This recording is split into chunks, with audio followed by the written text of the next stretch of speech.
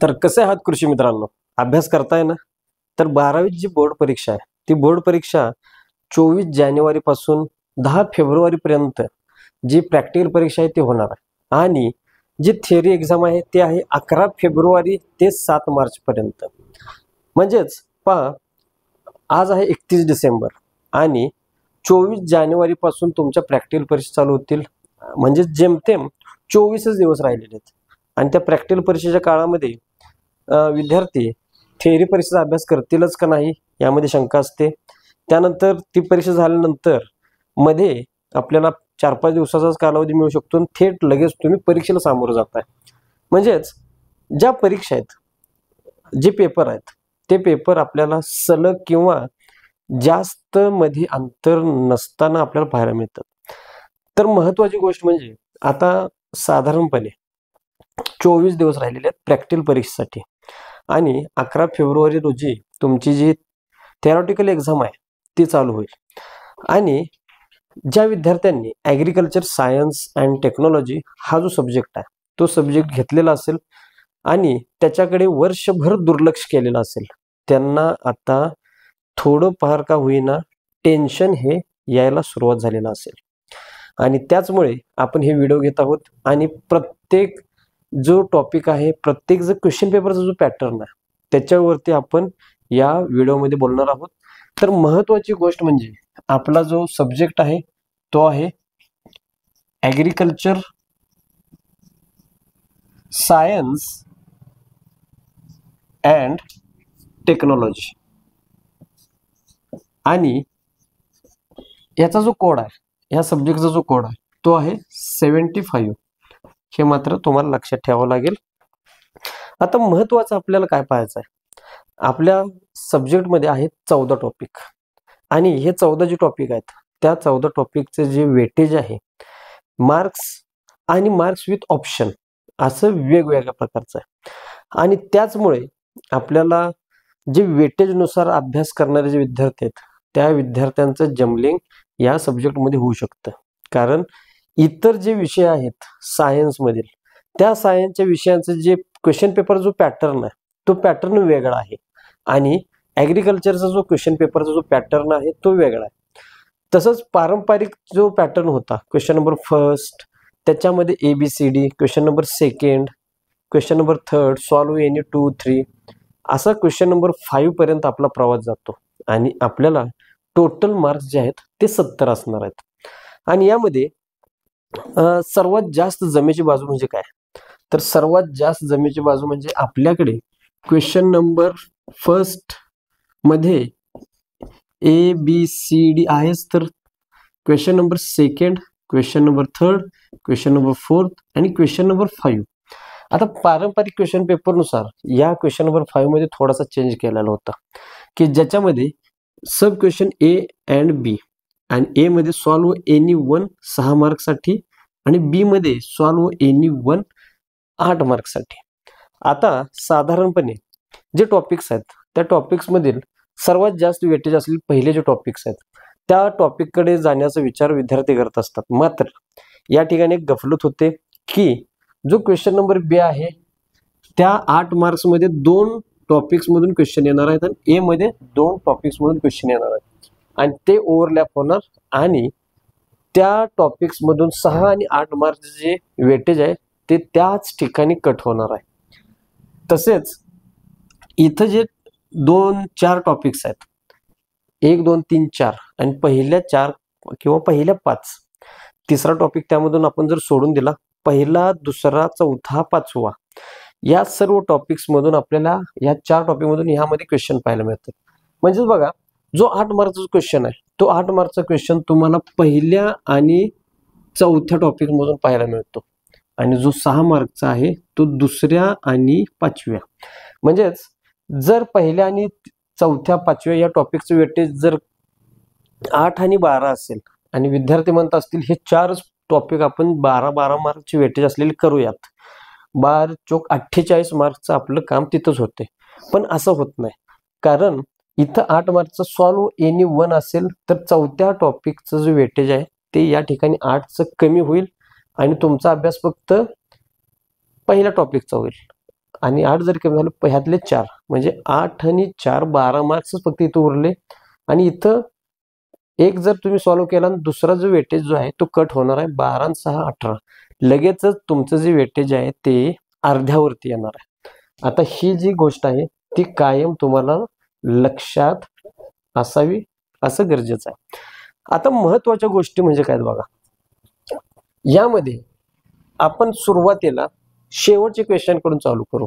Question number 5 कसं होत असतं, कारण की क्वेश्चन नंबर फर्स्ट सर्वजण आपण विचार करत असतो क्वेश्चन नंबर फर्स्ट पासून कोणते क्वेश्चन्स येतील, सेकंड कोणते येतील, शॉर्ट आन्सरची कोणते येतील, लॉंग आन्सरची कोणते येतील, अशा प्रकारे आपण अभ्यास करत असताना पहिल्यांदा जो क्वेश्चन नंबर 5 आहे त्याच्यामध्ये ए आणि बी आहे आणि त्याच्यामध्ये ए मध्ये solve any one out of 2 आहे, बी मध्ये solve any one out of 2 आहे. सुरुवातीला आपण अभ्यास करत असताना शेवटच्या क्षणी क्वेश्चन नंबर 5 पासून जाऊया, कारण तिथं आहे एक प्रश्न 6 मार्कला आणि एक प्रश्न 8 मार्क्सला. म्हणजे 6 आणि 8 इथंच होतात 14 मार्क्स. आणि जे ऑब्जेक्टिव्ह आहेत क्वेश्चन नंबर फर्स्ट, त्याच्यानंतर आपण क्वेश्चन नंबर फर्स्ट कडे जायचं. 14 आणि क्वेश्चन नंबर फर्स्टचे 18 असे टोटल मिळून आपल्याला 32 मार्क्स 70 पैकी या 2 क्वेश्चन मध्ये होणार आहेत. आणि यानंतर आपण question number second, third, fourth कडे जायचं. ओके, तर क्वेश्चन नंबर 5 चा जर विचार करत गेलो आपण, त्याच्यामध्ये आपल्याला महत्वाचे 2 जे टॉपिक आहेत 8 मार्क्स साठी, त्यामध्ये पहिला जो टॉपिक आहे तो आहे ट्रॅडिशनल क्रॉप. पहिला जो टॉपिक आहे तो आहे ट्रॅडिशनल क्रॉप. आणि जो दुसरा जो टॉपिक आहे तो आहे 4थ्या क्रमांकाचा सीड प्रोडक्शन टेक्नॉलॉजी. आणि आपल्याला माहितीच असेल ट्रॅडिशनल क्रॉप्स या टॉपिकमध्ये आपल्याला प्रामुख्याने 5 क्रॉप्स पाहायला मिळतात, की ज्याच्यामध्ये व्हीट आहे, पॅडी आहे, त्याचप्रमाणे ग्राउंडनट आहे, सोयाबीन आहे, ग्राम आहे. म्हणजेच 5 क्रॉप्स पैकी तुम्हाला एक क्रॉप हे 8 मार्क्स साठी लिहायचं आहे. आणि इकडं सीड प्रोडक्शन टेक्नॉलॉजी मध्ये 2 क्रॉप्स आहेत, हायब्रिड जवार अँड हायब्रिड कॉटन. म्हणजेच आपण जर पाहायला गेलो क्वेश्चन पेपर मागच्या जुन्या, तर या ज्या टॉपिक्स मधील जी उत्तराची जी मर्यादा आहे किंवा उत्तर किती लिहावं लागेल, तर सीड प्रोडक्शन टेक्नॉलॉजी या टॉपिक मध्ये आपल्याला जास्त मार्क्स पाहायला मिळतात. कारण 8 मार्क्सचा जर प्रश्न असेल त्या प्रश्नामध्ये सब क्वेश्चन जे आहेत ए बी सी डी 4च पाहायला मिळतात. पण इकडं जर 8 मार्क्सचा असेल तर ए बी सी डी 8 पर्यंत आपल्याला पाहायला मिळतात. म्हणजे 8 सब क्वेश्चन्सला आपल्याला सामोरं जावं लागतं ट्रॅडिशनल क्रॉप्स वरतीचा क्वेश्चन सोडवताना. आणि इकडं जावं लागतं 4 जे सब क्वेश्चन्स आहेत त्यांच्यासाठी.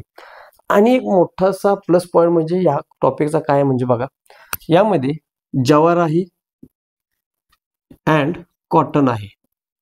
आता जवार मध्ये आपल्याला प्रश्न विचारतात जे हायब्रिड्स आहेत, हायब्रिडचे फिमेल पॅरेंट आणि मेल पॅरेंट. जे जवार मध्ये जे महत्वाचे 5-6 जे हायब्रिड्स आहेत त्यांचे मेल पॅरेंट आणि फिमेल पॅरेंट तुम्हाला पाठच करून ठेवावे लागतील. आणि त्याच्यावरतीचा जो क्वेश्चन आहे तो तुम्हाला याच्यामध्ये येईल आणि 2 मार्क्स कन्फर्म मिळतील. म्हणजे 2 शब्द लिहिल्यानंतर 2 मार्क्स हे ऑब्जेक्टिव्ह सोडून इतर कोणत्या प्रश्नामध्ये येणं असं कोणत्याही विषयामध्ये होत नाही. तसेच यांचे जे सीड रेट आहे, आता कोणताही पॅरेंट विचारू देत सीड रेट हा सेमच असणार आहे. म्हणजे जवार जरी विचारलं किंवा कॉटन जरी विचारलं, जो सीड रेट आहे तो तुम्हाला एकदाच लक्षात ठेवला, जवार विचारले की तो लिहायचा, कॉटन विचारले की तो लिहायचा, 2 मार्क कन्फर्म आहेत. त्याचप्रमाणे जवार मध्ये जे लेआउट आहे, लेआउट आणि त्याला वेल लेबल्ड करणं गरजेचं आहे, त्याला 2 मार्क्स आहेत. आणि त्याचप्रमाणे जवार मध्ये एखादं शॉर्ट नोट विचारलं जाऊ शकतं की ज्याच्यामध्ये रोगिंग असेल. ओके, रोगिंग हे तुम्हाला कन्फर्म करून ठेवायचं. जर जवार विचारलं गेलं तुम्हाला CSH1 जवार जर विचारलं गेलं फॉर एक्झाम्पल मध्ये, पॅरेंट्स तुम्हाला विचारतील फिमेल पॅरेंट आणि मेल पॅरेंट, 2 मार्क्स झाले. त्याच्यानंतर सीड रेट फिमेल पॅरेंट्स आणि मेल पॅरेंट्स त्याचे 2 मार्क्स झाले. त्याचप्रमाणे लेआउट विथ वेल लेबल्ड म्हणजे लेआउटला 1 मार्क्स आणि लेबलिंगला 1 मार्क्स 6 मार्क्स झाले. आणि रोगिंग इन जवारसाठी शॉर्ट नोट विचारली जाऊ शकते, त्याला 2 मार्क्स म्हणजे टोटल 8 मार्क्स झाले. आणि याच्यामध्ये तुम्हाला जवारचे जे हायब्रिड्स आहेत त्यांचे मेल आणि फिमेल पॅरेंट्स फक्त लक्षात ठेवायचे आहेत, बरोबर. आणि इतर जर बाकीचे प्रश्न जर विचारला, आयसोलेशन डिस्टन्स असेल, लेआउट असेल, त्याचप्रमाणे रोगिंग असेल, सीड रेट असेल, हे बाकीचे जे उरलेले 6 मार्क्स आहेत ते 6 मार्क्स तुमचे कन्फर्म हातातले आहेत. जरी तुम्हाला हायब्रिडचे पॅरेंट्स जर लक्षात नाही राहिले तरी याचे 6 मार्क्स कन्फर्म तुमच्या हातातले. सेम कॉटनचं पण तसंच आहे. तुम्हाला जो कॉटनवरती जो प्रश्न विचारला जातो, कॉटनवरती प्रश्न विचारला जातो, फॉर एक्झाम्पल H4 कॉटनवरती जर प्रश्न विचारला गेला तर त्याच्यामध्ये जे पॅरेंट्स आहेत 2 मार्क्ससाठी असतील. सीड रेट जो आहे तो 2 मार्क्ससाठी म्हणजे टोटल 4 मार्क्स झाले. त्याच्यानंतर isolation distance and planting ratio 6 marks झाले. आणि त्याच्यानंतर इमॅस्क्युलेशनवरती शॉर्ट नोट एकूण 8 मार्क्स झाले. म्हणजे सेम ॲज इट इज तुम्हाला बाकीचं सर्व काही जे आहेत ॲज इट इज पाठ करायचं आहे किंवा लक्षात ठेवायचं आहे. आणि जे पॅरेंट्स आहेत, पॅरेंट जे महत्त्वाचे 5-6 पॅरेंट्स आहेत पहिले, त्यांचं फिमेल पॅरेंट आणि मेल पॅरेंट हे तुम्हाला लक्षात ठेवायचं आहे. जरी ते तुम्ही लक्षात नाही ठेवलं तरी पण बाकीचे जे 6 मार्क्स आहेत 8 पैकी हे तुमच्या हातातले आहेत, बरोबर. तसंच या ठिकाणी काय होतं पहा, या ठिकाणी व्हीट असेल, पॅडे असेल, ग्राउंडनट असेल, सोयाबीन असेल, ग्राम असेल, या सर्वांचे बॉटॅनिकल नेम्स आणि तेही अचूक असणं आवश्यक आहे. ते त्यामध्ये येऊ शकतं. आणि जर त्यामध्ये तुम्ही जर चूक केली तर तुमचा त्या ठिकाणी पूर्ण मार्क जाऊ शकतो. म्हणजे 8 पैकी 1 मार्क गेला, 7 राहिले. त्याच्यानंतर सॉइल बरोबरच लिहावं लागतं, क्लायमेट बरोबरच लिहावं लागतं. आणि त्याच्यामध्ये थोडीफार थापालॉजी सुद्धा चालू शकते की जनरल जे पॉईंट्स आपण लिहू शकतो त्यामध्ये, की त्यामध्ये देखील अर्धा मार्क्स होऊ शकतो, 1चा अर्धा पडू शकतो. सॉइलमध्ये, क्लायमेटमध्ये देखील काही वेळेला पूर्ण देखील मिळू शकतो. तसेच युजेस जे असतील त्यानंतर ज्या मेथड्स आहेत, मेथड ऑफ सोईंग, आता ही जर मेथड ऑफ सोईंग जर एखादी चुकली एखाद्या क्रॉपची, किंवा प्लांटिंग जो सोईंग सीझन आहे, सीझन जर एखाद्या वेळेला तुम्ही आठवलं नाही आणि तसंच सोडून दिला, त्याचा 1 मार्क्स तसाच कट होणार आहे त्या ठिकाणी. तसेच जो सीड रेट आहे, सीड रेट हा या ट्रॅडिशनल क्रॉप्सला ॲक्युरेट असावा लागतो. आणि ॲक्युरेट जर सीड रेट तुमचा असा आला नसेल तर त्या ठिकाणी तो मार्क्स डायरेक्टली जाणार आहे. तसेच जे हार्वेस्टिंग आहे, हार्वेस्टिंगसाठी सायन्स ऑफ मॅच्युरिटी आवश्यक असतात. तसेच यील्ड आहे, यील्डमध्ये जो अंक आहेत, जे यील्ड आहे, उत्पादन किती आहे ते एक्झॅक्ट असलं पाहिजे आणि त्याच्यापुढे युनिट देखील असलं पाहिजे. तर याच्यामध्ये तुम्हाला 8 पैकी 8 मार्क्स मिळतात. आणि महत्त्वाचे म्हणजे व्हरायटीज, म्हणजे या ठिकाणी जे 5 क्रॉप आहेत, 5 क्रॉप तुम्हाला कन्फर्म करावे लागतात. आणि त्यांचं सर्व जी माहिती आहे ती 8 पॉईंट्समध्ये तुम्हाला लिहायची. म्हणजेच बघा, इकडं 8 पैकी 6 मार्क्स मिळवणं सोपं आहे का इकडं 8 पैकी 6 मार्क्स मिळवणं सोपं आहे, हे लक्षात ठेवा. आणि जे स्कॉलर विद्यार्थ्यांना ज्यांना 70 पैकी 70 मार्क्स मिळवायचे त्यांनी या दोन्हीतला कुठलाही क्वेश्चन तुम्ही सॉल्व्ह करा, पण तो अचूक करा. पण इथं जे जवार किंवा कॉटन आहे इकडं तुम्हाला हा क्वेश्चन सोडवण्यासाठी इझी जाणार आहे. ओके, सो या व्हिडिओमध्ये आपण टॉपिक नंबर पहिल्यामधील जे मागच्या वर्षींची जे क्वेश्चन्स आहेत ते कोणते आले होते हे देखील पाहूयात. आणि क्वेश्चन नंबर जो या दोन्ही टॉपिकमध्ये क्वेश्चन कुठे येतात हे सुद्धा आपण सांगूयात. तर प्रामुख्याने महत्त्वाच्या गोष्टी पहा, या दोन्ही टॉपिकमधून आपल्याला क्वेश्चन नंबर 5 मध्ये सब क्वेश्चन जो बी आहे त्याच्यामधून एक क्वेश्चन येणार या टॉपिकमधून, एक क्वेश्चन येणार त्या टॉपिकमधून. पण सॉल्व एनी वन असल्यामुळे तुम्हाला कोणतं तरी एकच अटेम्प्ट करावं लागेल. तुम्ही दोन्ही देखील अटेम्प्ट जरी केले तरी तुम्हाला ज्या क्वेश्चन जो सॉल्व केलाय, ज्या उत्तरामध्ये तुम्हाला जास्त मार्क्स आहेत तो तुमचा काउंट होणार आहे, दोन्हीही काउंट होणार नाहीत. ओके, त्याचप्रमाणे या ट्रॅडिशनल क्रॉपमधून क्वेश्चन नंबर 3 मध्ये देखील आपल्याला एक क्वेश्चन येताना पाहायला मिळेल. आता यामध्ये जे क्रॉप्स आहेत बघा, व्हीट असेल, पॅडे असेल, ग्राउंडनट असेल, सोयाबीन असेल, ग्राम असेल, यांच्यावरती 3 मार्क्सला क्वेश्चन काय विचारला जाऊ शकतोय. त्याच्यामध्ये जरी आपल्याला 8 मार्क्सला एखादं क्रॉप विचारलं तरी पण एखादं दुसरं क्रॉप विचारलं जाऊ शकतं इथं, ज्याच्यामध्ये सब क्वेश्चन्स 3 दिले जातील. फॉर एक्झाम्पल बॉटॅनिकल नेम असेल, सीड रेट असेल, व्हरायटी असेल, अशा प्रकारचे. ओके. तसेच क्वेश्चन नंबर फर्स्ट मध्ये इथं झाली 8, 9 बघा 8, 9 आणि इथे एक क्वेश्चन विचारला जाऊ शकतो की जो असेल 1 मार्क साठीचा, म्हणजे 8 एक क्वेश्चन 3 मार्क्स, एक क्वेश्चन 1 मार्क्स आणि एक क्वेश्चन 8 मार्क्स. अशा प्रकारे 8, 4, 12 मार्क्सचे वेटेज या ठिकाणी या टॉपिकचं कंप्लीट होते. ओके. त्याचप्रमाणे सीड प्रोडक्शन टेक्नॉलॉजी मध्ये देखील अशाच प्रकारचे असणार आहेत. फक्त इथं थोडक्यात काय होईल, इथं जो क्वेश्चन नंबर 3 आहे, इथे क्वेश्चन नंबर 2 मध्ये एक क्वेश्चन येईल 2 मार्क्ससाठी आणि क्वेश्चन नंबर 1 मध्ये 2 क्वेश्चन्स येतील 2 मार्क्ससाठी आणि question number 5 as it is 8 मार्क्ससाठी तुम्हाला इकडे पाहायला मिळेल. म्हणजेच पहा, या 2 टॉपिक मध्ये जास्त कन्फ्यूज न होता तुम्हाला सिलेक्ट करायचा आहे की नक्की तुम्हाला 8 मार्क्ससाठी कोणता क्वेश्चन हा सॉल्व्ह करायचा आहे. ओके. त्याच्यानंतर आपण 1 बाय 1 पाहूयात की मागचे जे क्वेश्चन पेपर्स होते 2024 चे असतील, 2023 असेल, 2022 असेल, तसे 2021 असेल, मागच्या 3 वर्षांचे मार्चचे आणि रिपीटरचे म्हणजे ऑक्टोबर वाले सुद्धा आपण म्हणू शकतो, ऑगस्ट वाले सुद्धा म्हणू शकतो, त्याला आपण त्या ठिकाणी ऑक्टोबर थेट म्हणूयात. आणि 2021चा जो ऑक्टोबरचा पेपर आहे, या आपण टोटल 7 पेपरचं आपण विश्लेषण इथं करूयात, कारण मार्चच्या 2021 मध्ये बोर्डची परीक्षा झालेली नव्हती. ओके. सो फर्स्टली आपण ट्रॅडिशनल क्रॉपकडे जाऊ आणि याच्यामध्ये मार्च 2024 थेट आपण क्वेश्चन नंबर फर्स्ट मध्ये जाऊ. क्वेश्चन नंबर फर्स्ट मध्ये तुम्हाला आता जे क्वेश्चन्स आहेत ते देखील आपल्याला पाहायला मिळतील. क्वेश्चन फर्स्ट मध्ये एक एमसीक्यू होतं, टिक्का डिसीज, आणि हे कोणत्या ह्याच्यावरती आहे हा क्वेश्चन आहे. ओके. क्वेश्चन नंबर 3 मध्ये, आता सेकंड मध्ये यावरून क्वेश्चन येणार नाही, 3 मध्ये विचारलं गेलेलं होतं ग्राम क्रॉप साठी, ग्राम, आणि ग्राम क्रॉप मधील तुम्हाला लिहायचं होतं soil, sowing season and uses. आणि क्वेश्चन नंबर 5 मध्ये विचारलं गेलेलं होतं सोयाबीन. आता महत्वाची गोष्ट म्हणजे पहा, 5व्या मध्ये या टॉपिक मधून काहीही विचारलं गेलं तरी तुम्हाला त्याच्यामध्ये सब क्वेश्चन जे आहेत ते क्वेश्चन्स तुम्हाला काय येतील, पहिल्यांदा बॉटॅनिकल नेम येण्याची शक्यता आहे, त्याच्यानंतर जे सॉइल आहे, सॉइल, क्लायमेट, त्याच्यानंतर sowing season, method of sowing, त्याच्यानंतर seed rate, harvesting,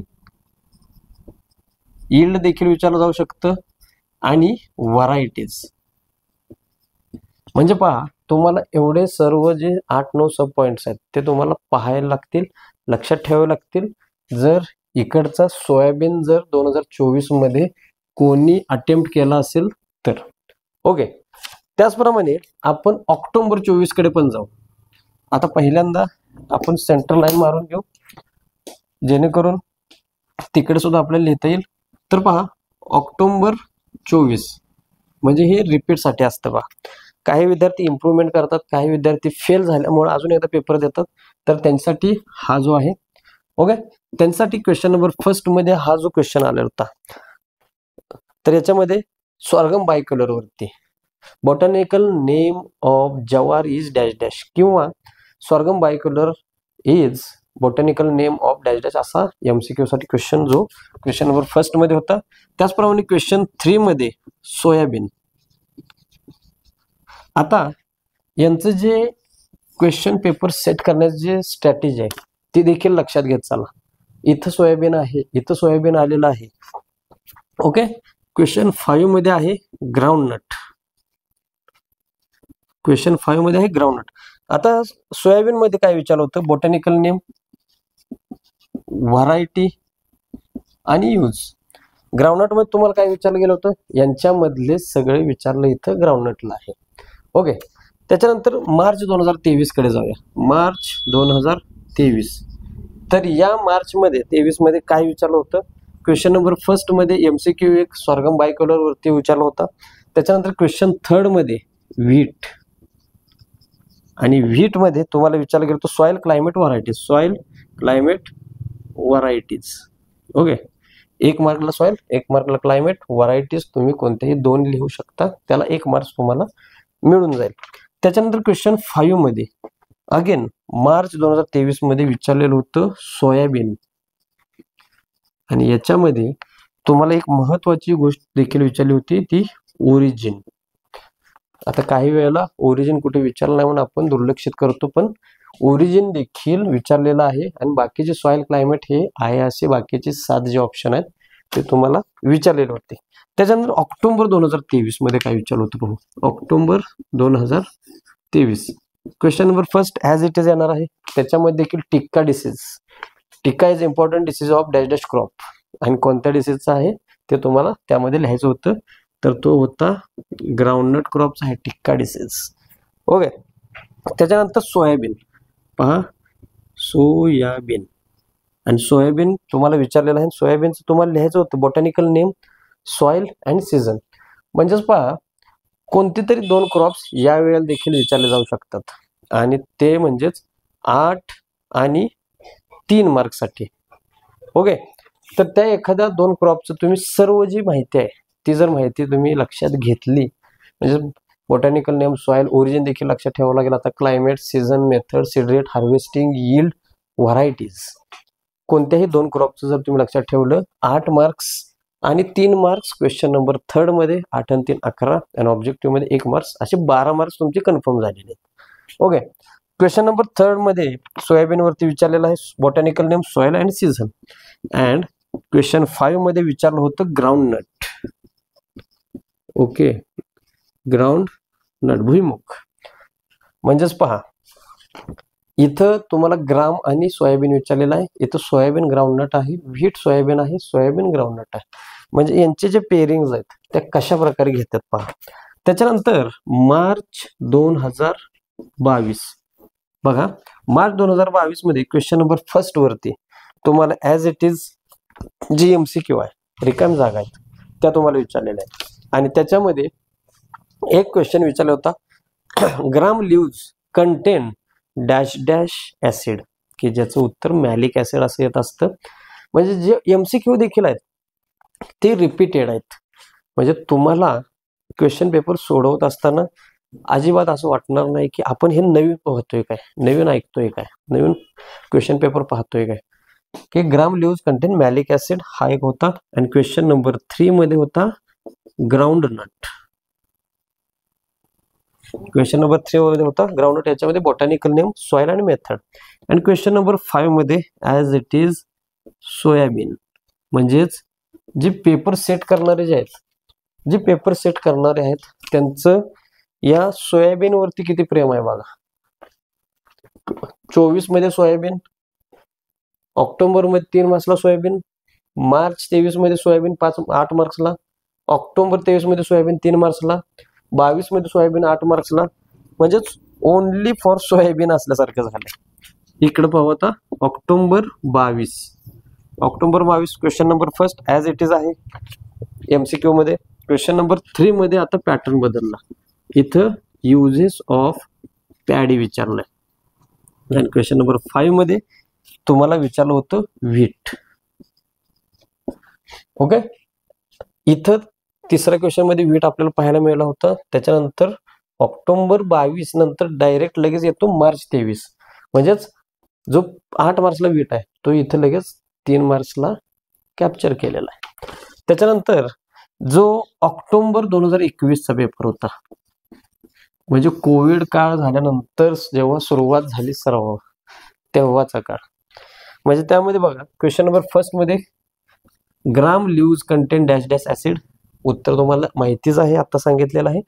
question number third मध्ये विचारलेलं होतं ग्राउंड नट. आणि ग्राउंड नट मध्ये तुम्हाला विचारलं होतं botanical name, soil and method of sowing.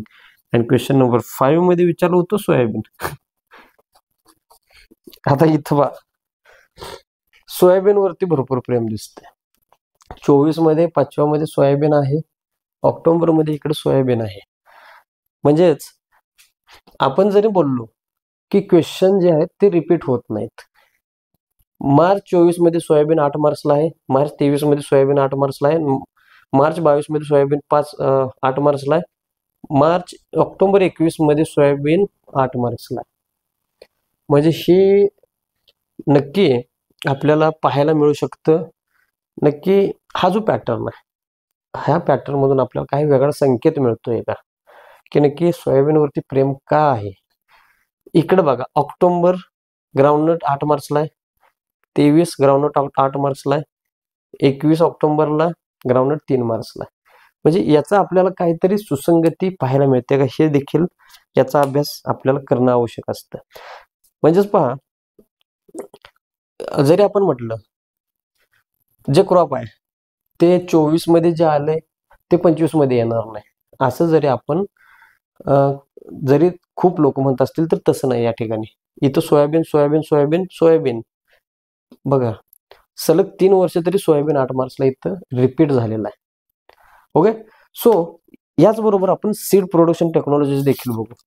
म्हणजेच आपल्या ज्या शंका आहेत त्या थेट आपल्या मिटून जातील. आता महत्वाच्या गोष्टी पहिल्यांदा बघा, जर यामधून जवारवरती जर प्रश्न विचारला तर आपल्याला महत्वाच्या गोष्टी काय विचारल्यात येतात बघा. पॅरेंट्स, आणि पॅरेंट्स मध्ये 2 पॅरेंट्स लिहावे लागतात, फिमेल पॅरेंट्स आणि मेल पॅरेंट. सीड रेट मध्ये फिमेल पॅरेंटचा seed rate, male parent seed rate. त्याचप्रमाणे जर जवार विचारलं तर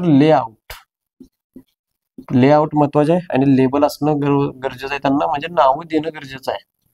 आणि शॉर्ट नोट ऑन रोगिंग हे देखील तुम्हाला गरजेचं असतं, अभ्यास करणं किंवा पाठ करणं. त्याचप्रमाणे तुम्ही आयसोलेशन डिस्टन्स देखील करून ठेवा. Isolation distance and planting ratio. आता तो प्लांटिंग रेशो जो आहे तो लेआउट मध्ये होईलच, पण देखील जवार करत असताना या एवढ्या गोष्टी महत्वाच्या आहेत. आणि यामध्ये पॅरेंट सोडलं तर या सर्व गोष्टी कोणत्याही जवारचं विचार द्या त्या सारख्याच राहणार आहेत, फक्त आपलं प्रेझेंटेशन चांगलं पाहिजे. कॉटन जर विचारण्यात आलं, कॉटनसाठी पॅरेंट्स, सीड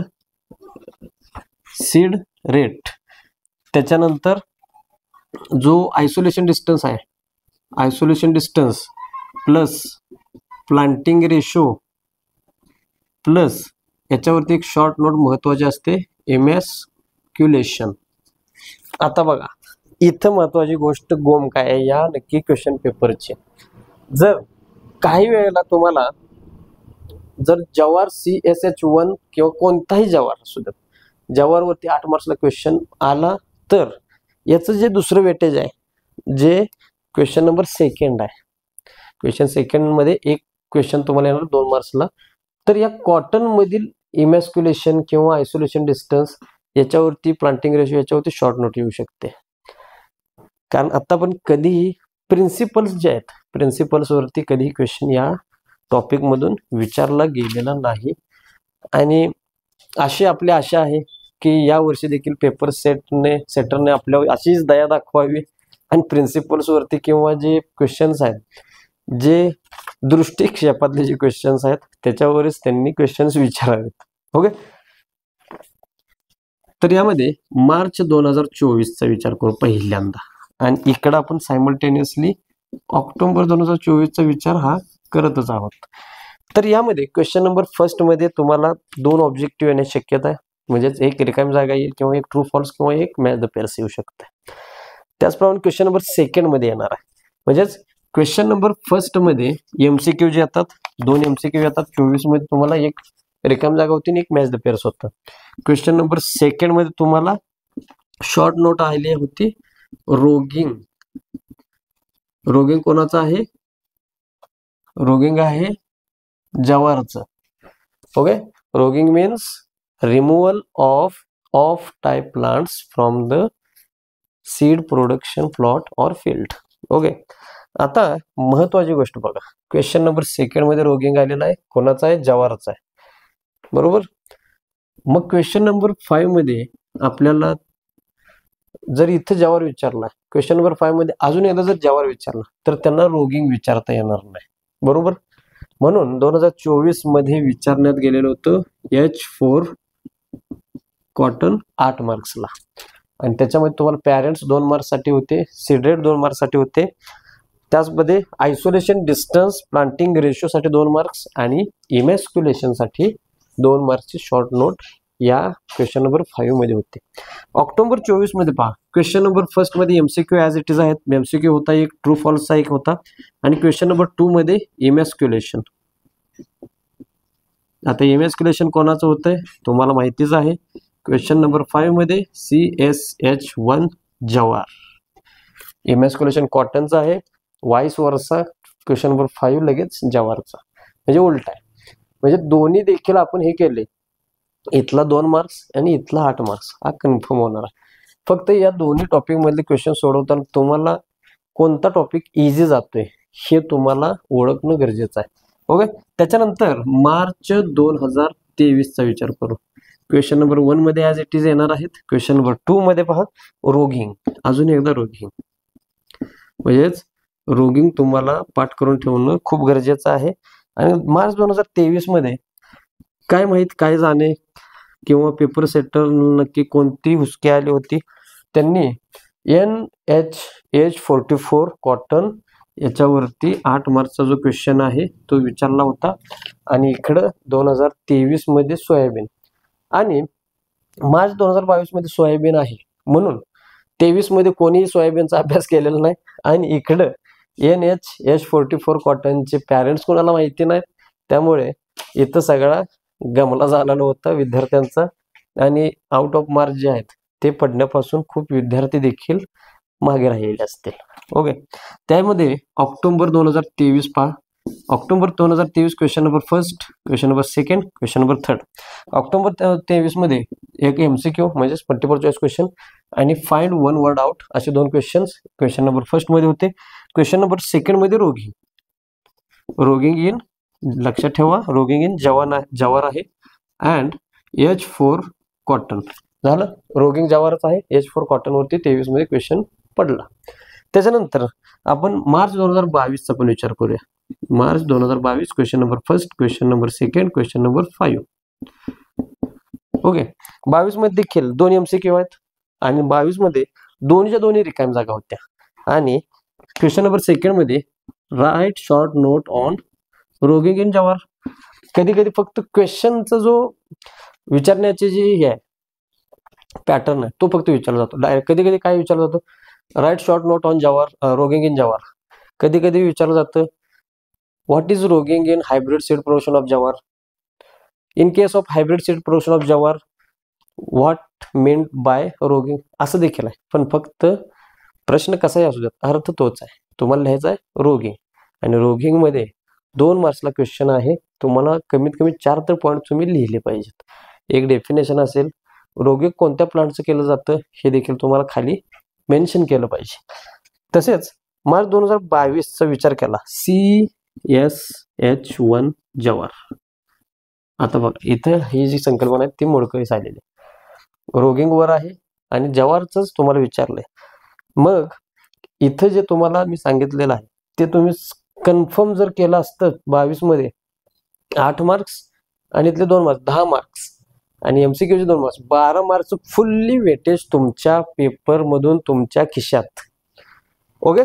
त्याच्यानंतर ऑक्टोबर 22 चा विचार करा. Question number first, question number second, question number 5. इथं सुद्धा चुकलेला क्वेश्चन नंबर 5. ओके. ऑक्टोबर 2022 मध्ये सुद्धा एमसीक्यू जे आहेत ते 2 आहेत बघा, आणि short note question number second मध्ये आहे इमॅस्क्युलेशन. इमॅस्क्युलेशन कोणामध्ये, कॉटन मध्ये आहे.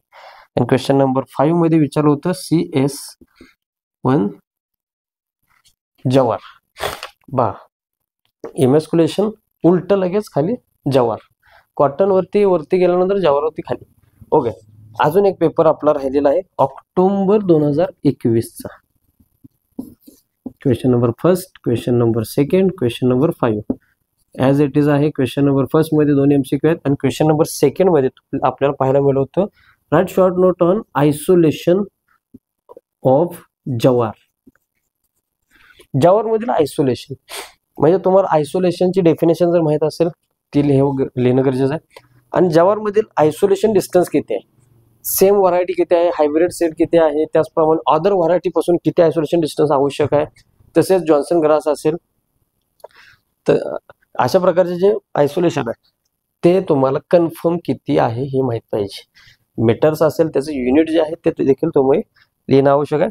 आणि त्याचप्रमाणे क्वेश्चन नंबर 5 मध्ये होतं CSH1 जवार. आता महत्वाच्या गोष्टी तुम्हाला सांगतो लगेचच. जेव्हा कोणताही जवार विचारला जाईल त्याचे जे डायग्राम आहे, आता कसं असतं तुमचे जे मार्क्स आहेत, मार्क्स तुम्ही जे उत्तर बरोबर लिहिताय त्याच्यावरती आहेतच, पण तुमचे जे प्रेझेंटेशन आहे त्याच्यावरती देखील असतं. जे तुम्हाला डायग्राम यामध्ये येते लेआउट, फॉर एक्झाम्पल हा तुमचा पेपर आहे, जी लेआउट आहे ती करेक्ट दिसावी की ज्याच्यामध्ये रेक्टँग्युलर असावेत. किती त्यांचे तुमचे हे जे बॉर्डर्स आहेत, बॉर्डर्स सहसा खूप मोठे नसावेत, थोडेसे लहान लहान कमी अंतर असलेले असले पाहिजेत. त्याच्यानंतर आपल्याला 4 लाईन्स घ्यायच्या आहेत याच्यामध्ये. त्याच्यानंतर या ठिकाणी अजून एकदा मेल पॅरल्स घ्यायचे आहेत, अजून एकदा घ्यायचे आहेत आणि इथं 4 घ्यायचे आहेत. म्हणजे दिसायला देखील चांगलं दिसलं पाहिजे. तुम्ही पट्टीचा वापर करा, पेन्सिलचा वापर करा, पण ते दिसण्यासाठी वेल दिसलं पाहिजे, वेल. आणि त्याला लेबल देखील कुठेतरी एकाच बाजूला द्या. आणि या ठिकाणी प्लांटिंग रेशो तुम्ही टाकला तरी चालू शकतो. ओके, एकाच बाजूला लेबलिंग करा आणि अशा प्रकारे चांगल्या प्रकारे तुम्हाला ही डायग्राम पाहायला मिळेल. आणि ती डायग्राम पाहिल्यानंतर देखील जो पेपर चेक करणार आहे त्याला देखील बरं वाटतं की ओहे बाबा चांगलं डायग्राम काढलेलं आहे याने, म्हणजे नक्कीच हा खरा हुशार विद्यार्थी आहे आणि त्याला मार्क्स मिळवण्याची भूक आहे. तसेच जो टिपिकल फ्लावर्स डायग्राम आहे ती देखील तुम्हाला चांगली काढणं आवश्यक आहे. जे प्रेझेंटेशन आहे, प्रेझेंटेशन देखील चांगलं असावं, अक्षर चांगलं असावं. कारण आजकाल काय झालेलं आहे, जे मुलं आहेत मुलांची अक्षर जी आहेत ती 10वी पर्यंतच चांगली असतात. तिथून पुढे ते त्यांचा लिहिण्याचा जो सराव आहे, सराव मोडल्यामुळे अक्षर जरा बिघडत जातात. सर्वांचीच जातात असं नाही, काही लोकांची काही विद्यार्थ्यांची जात असतील. मात्र सर्वात जास्त आता कन्फ्युजन करून टाकणारा जर प्रश्न जो आहे तो आता मी तुमच्या पुढं खुला केला किंवा ओपन केला की काय म्हणून, टॉपिक नंबर 1 की टॉपिक नंबर 4, 1 का 4, बरोबर. आता थोडक्यामध्ये सांगतो तुम्हाला, दोन्ही टॉपिक 12 मार्क्सचे आहेत.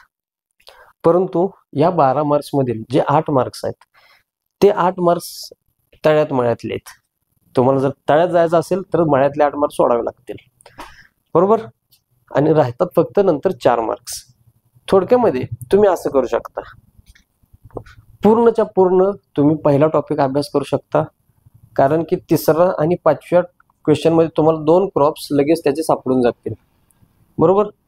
किंवा पूर्णच्या पूर्ण तुम्ही हा टॉपिक करू शकता 8 मार्क्ससाठी, बरोबर. आणि या टॉपिक्स मधला एक ऑब्जेक्टिव्ह आला 8 आणि 1 9. आणि जो क्वेश्चन नंबर 3 मध्ये हे जे पॉइंट्स आहेत त्या पॉइंट्स मधील तुम्हाला विचारलं जातं सॉइल, क्लायमेट, व्हरायटीज, कधी कधी बॉटॅनिकल नेम देखील विचारलं जातं. या सर्व जे क्रॉप्स आहेत त्यांचं बॉटॅनिकल नेम पाठ करून ठेवायचं, एवढं फक्त डोक्यामध्ये ठेवा. आणि हे जे सर्व क्रॉप आहेत त्यांना फक्त सॉइल कोणत्या प्रकारची लागते बघा, बरोबर. कोणत्या टेक्स्चरची सॉइल पाहिजे, आवश्यक कोणती सॉइल पाहिजे हे फक्त यांचं लक्षात ठेवा. आणि क्लायमेट जर विचारलं तर हे कोणतं क्रॉप आहे, टेम्परेट आहे, सब ट्रॉपिकल आहे, टेम्परेट आहे, फक्त एक एक शब्द लक्षात ठेवा यांचे. आणि बाकीच्या 2-3 ज्या ओळी आहेत त्या आता तुम्हाला सांगावं लागतच नाही, त्या लिहायच्या कशा. सॉइल असेल तर soil should be well drained, soil should have good water holding capacity, it can grown on wide range of varieties of soil. अशा प्रकारे तुम्ही लिहू शकताय. पीएच पीएच एक महत्वाचा गोष्ट आहे, पीएच देखील तुम्ही लिहू शकता. म्हणजेच सॉइल मध्ये महत्वाची कोणती सॉइल आहे एक्झॅक्ट माहित करून ठेवा. या सगळ्या क्रॉपची क्लायमेट कोणतं सुटेबल आहे एक्झॅक्ट करून ठेवा. आणि बाकी ज्या 3-4 ओळी आहेत त्या तुम्ही लिहितच आहात. ओके. आणि व्हरायटीज 1-2 2-3 2-3 लक्षात ठेवा.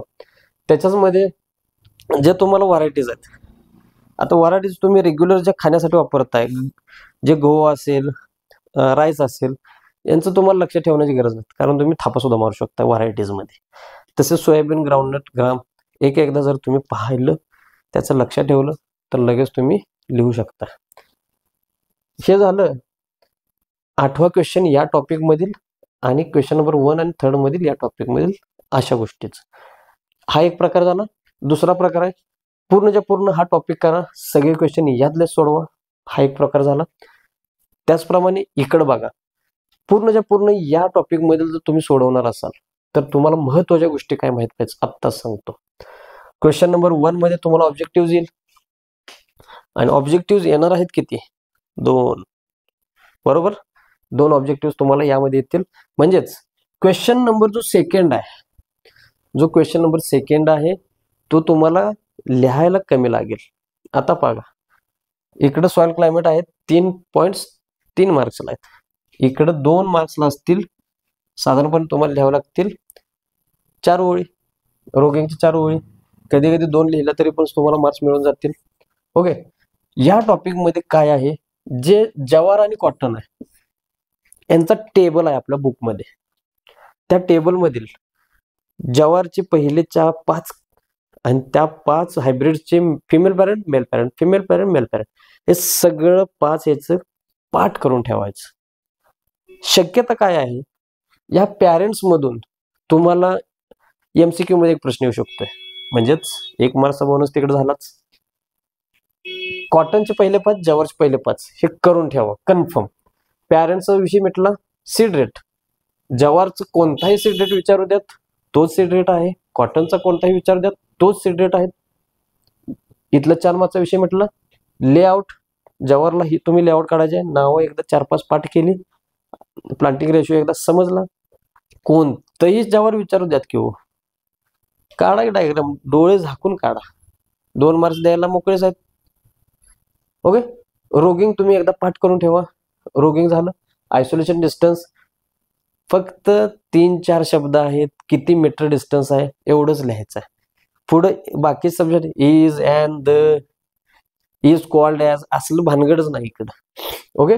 प्लांटिंग रेशो, तसेच कॉटनचे पहिले 5 सांगितलेत. सीड रेट एकदा पाठ करून ठेवा. 3.75 2.50 kg पर हेक्टर, इकडं 4.8 असेल. हे एकदा कन्फर्म झालं. सीड रेट कोणताही कॉटन विचारू द्या की हो, लिहा की बिंदास्त. फिमेल पॅरेंटला हा, मेल पॅरेंटला हा, पण कन्फ्युजन हलटापालट करू नका. तिथं 2 मार्क्सचा तुमचा सवाल आहे. Isolation distance, planting ratio, emasculation in cotton हे कन्फर्म जर झालं, तुमचे इथले 8 मार्क्स, इथले 2 मार्क्स, इथले 2 मार्क्स, विषय संपला. ओके. तसंच इकडे देखील तुम्ही तसं करू शकताय मागच्या प्रमाणे. हे 3 मेथड झाले. चौथी तुम्ही 5वा क्वेश्चन जो आहे तो या टॉपिक मधून सोडवू शकता, आणि पहिले क्वेश्चन पहिला आणि दुसरा यातून सोडवू शकता. इकडे आता 5 क्रॉप्स आहेत, इथं 2च क्रॉप्स आहेत. कोणतं इझी आहे तुम्ही ठरवा. यामध्ये कोणता तरी एक क्वेश्चन 5 मार्क्ससाठी 8 मार्क्ससाठी तुम्ही सोडवला. जास्तीत जास्त जे आहेत ती इकडचं का सोडवतात, सॉइल मध्ये थापा मारता येतात, क्लायमेट मध्ये थापा मारता येतात, या 2 मध्येच फक्त थापा मारता येतात. पण खाली गेल्यानंतर अवघड होते. काय होते अवघड, तुम्हाला प्लांटिंग जो सोईंगची मेथड आहे ती एक्झॅक्ट माहीत नसते, सीड रेट माहीत नसतो, हार्वेस्टिंग माहीत नसतं, हिल्ड माहीत नसते, व्हरायटीज तर माहीत नसतात. व्हरायटी जर का कन्फ्यूज करायला गेलं किंवा काय थाप मारा गेलं, कुठल्या पण व्हरायटी कोणाला पण लिहून टाकतात. म्हणजेच जे मिडियम ॲव्हरेज रेंजची मुलं आहेत, हा क्वेश्चन जो आहे व्हीट असू द्यात, सोयाबीन असू द्यात, ग्राउंडनट असू द्यात, अटेम्प्ट करायला जातात, पण निम्म्यापर्यंत गेल्यानंतर बत्ती गुल. पुन्हा एकदा इकडे यायचं, तोपर्यंत टाइम कमी, तोपर्यंत एमसीक्यू आपल्याला राहिलेले असतात लिहायचे, त्याच्यासाठी धडपड. हे सगळं याच्यामध्ये होत असतं. त्याच्यामुळे परीक्षेला जाण्याच्या आधीच तुमच्या डोक्यामध्ये हे फिट पाहिजे आहे. मी क्वेश्चन नंबर पहिला सोडवल्यानंतर सेकंडमध्ये हे अटेम्प्ट करेन, पाचव्यामध्ये हे करेन, तिसऱ्यामध्ये हे, चौथ्यामध्ये हे, तरच तुमचे जे 70 पैकी 70 मार्क्स आहेत ते सिस्टमॅटिकली रित्या तुम्हाला मिळणार आहेत. ओके. तर मित्रांनो, तुम्हाला एकंदरीत या व्हिडिओचा फायदा तुमच्या बोर्ड परीक्षा 2026 मध्ये होईल अशी मला आशा आहे. आणि नक्कीच तुम्हाला हा पेपर अत्यंत चांगला जाईल आणि तुम्हाला भरपूर मार्क्स या परीक्षेमध्ये पडतील. आणि महत्त्वाची गोष्ट, जो आपला ॲग्रिकल्चर सायन्स अँड टेक्नॉलॉजी हा पेपर आहे त्याची तारीख लक्षात ठेवा, 24 फेब्रुवारी 2026. ओके. तर मित्रांनो, तुम्हाला जर या व्हिडिओचा फायदा झाला असेल, कमेंट बॉक्स भरवून टाका. तुमच्या काय शंका असतील कमेंट बॉक्स भरवून टाका. फक्त चुकीच्या आणि विषयाला अनुसरून नसलेले कमेंट करू नका. विषयाशी सुसंगत असे कमेंट करा. व्हिडिओ कसा वाटला नक्की कमेंट करा. जर काही कमेंट तुम्हाला प्रश्न शंका विचारता येत नसतील तर व्हिडिओ कसा वाटला हे तर नक्की त्या ठिकाणी कमेंट करा. आणि व्हिडिओ लाईक करू नका. आणि आपले जे ॲग्रिकल्चरचे जे विद्यार्थी आहेत 12वी मध्ये कोण असेल शेअर करून टाका लवकर त्यांना. चला आता भेटूया पुढच्या व्हिडिओमध्ये. धन्यवाद.